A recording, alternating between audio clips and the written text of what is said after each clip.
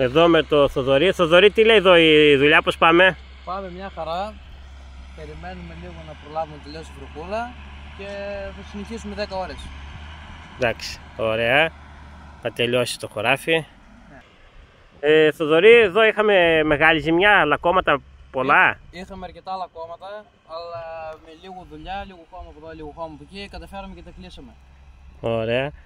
Και θα γίνει αεροδρόμιο το χωράφι, Εννοείται αυτό. Εδώ το χωράφι τώρα τι θα σπαρθεί? Εδώ πέρα το χωράφι θα σπαρθεί την άνοιξη τριφύλι.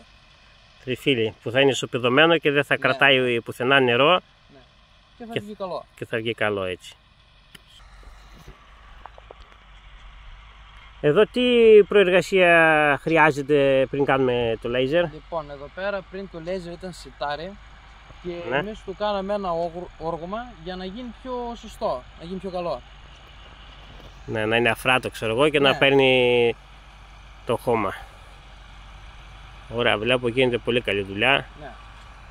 Εδώ ο φίλος σου τι λέει ο Δημήτρης? Μαθαίνει τη δουλειά τώρα που είναι μικρός, Εννοείται.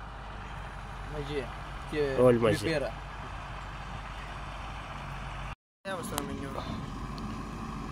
Φόρτωσέ το.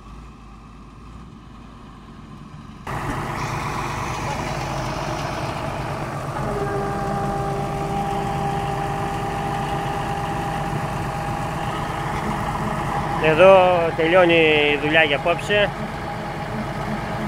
Αύριο θα συνεχίσουμε για να ολοκληρωθεί.